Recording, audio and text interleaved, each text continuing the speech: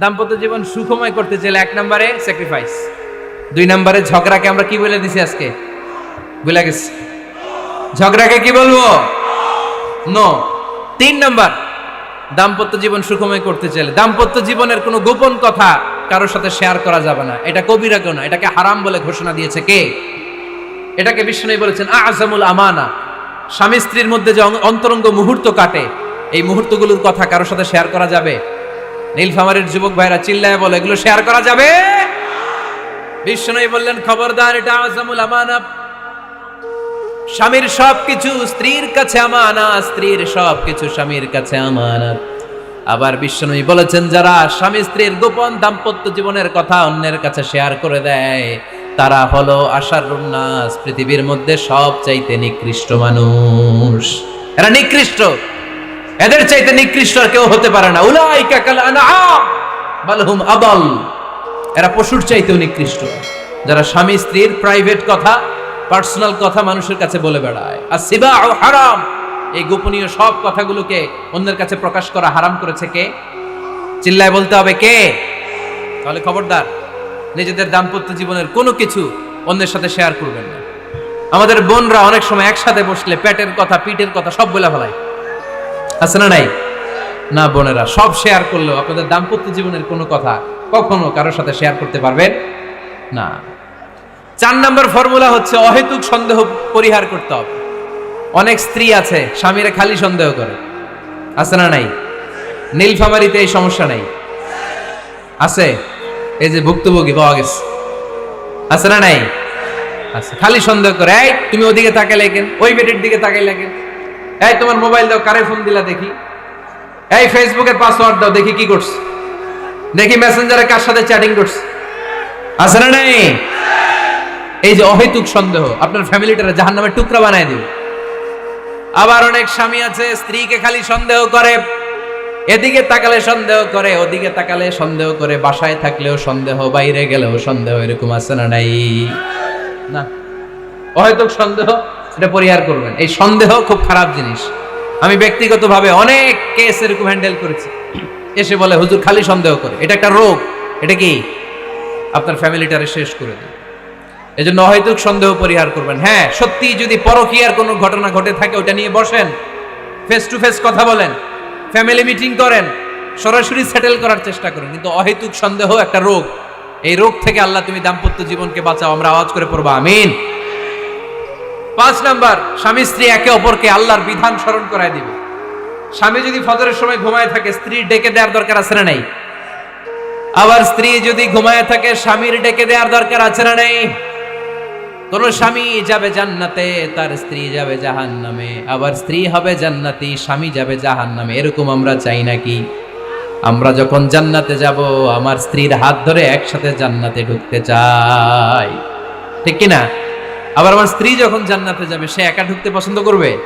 এজন্য আমরা দুনিয়াতে যেমনি এক ছাদের নিচে, এক জায়গায়, এক বাড়িতে, জান্নাতেও আমরা এক বাড়িতে থাকতে চাই। আওয়াজ করে বলতে হবে ঠিক কি না? এজন্য গবেষকরা বলেছে স্বামী স্ত্রীর ভালোবাসাটাকে তারা বলে লাভ পিরামিড। কি পিরামিড? লাভ পিরামিড। এই ত্রিভুজ আকৃতির। কি রে ভাই? আচ্ছা, লাভ পিরামিড, ত্রিভুজ আকৃতির, ট্রায়াঙ্গেল। আপনারা ত্রিভুজ চিনেন? কথা কয় না। ত্রিভুজের কয় কোণা? কয় কোণা? 3 কোণা। এই যে এরকম, তাই না? এজন্য স্বামী স্ত্রীর ভালোবাসাটাকে বলে লাভ পিরামিড।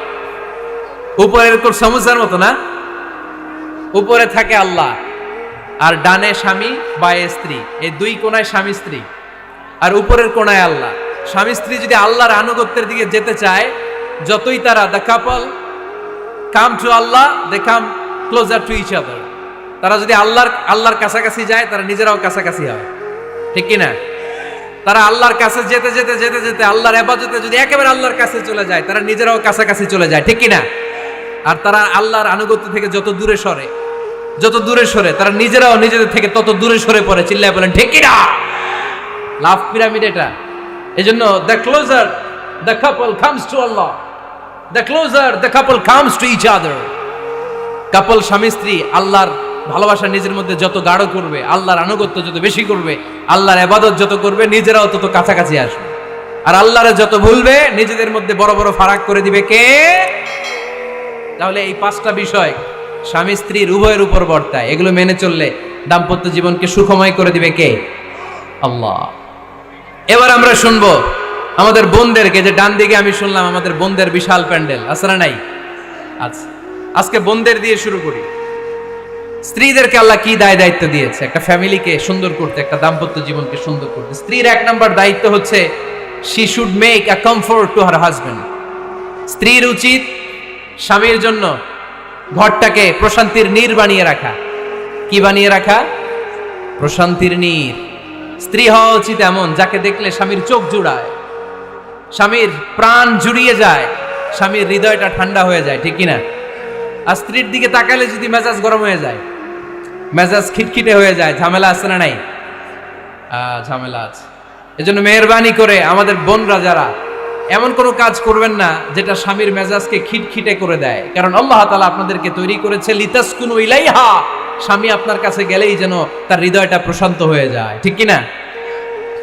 অনেক স্ত্রী আছে না জেনে না বুঝে স্বামীর সাথে এমন খিটখিটে মেজাজ দেখায় যেটা স্বামীর জন্য মেনে নেওয়া কষ্টকর। আমি একটা জরিপে পড়েছি, পৃথিবীর অনেক স্বামী স্ত্রীর কারণে হার্ট অ্যাটাক করে মারা যায়। আছে না নাই? এই তো ভুক্তভোগী পাওয়া গেছে। স্বামীর জন্য একটা ত্রাস হয়ে দাঁড়ায় স্ত্রী, ত্রাস। অনেক স্বামী আছে স্ত্রীর এরকম আচরণের কারণে, অতিরিক্ত প্রেসার ক্রিয়েট করার কারণে স্ত্রীদেরকে ভয় পায়। অবশ্য নীলফামারীর কোন স্বামী তার স্ত্রীরে ভয় পায় না। ভয় পায়? স্ত্রীরে ভয় পান কে কে দেখি?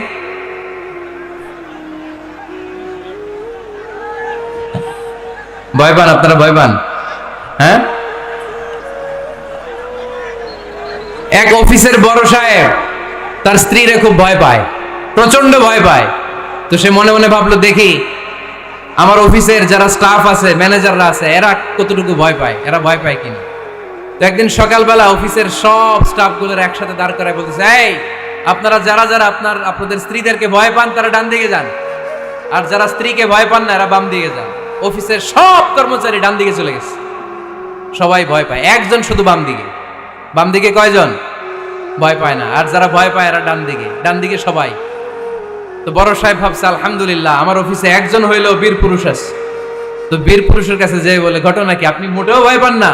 কয়, স্যার প্রতিদিন অফিস করার জন্য যখন ঘর থেকে বের হয় আমার বউ আমারে বলে দেয়, খবরদার সবাই যেদিকে যায় তুমি কিন্তু ওইদিকে যাইবা না,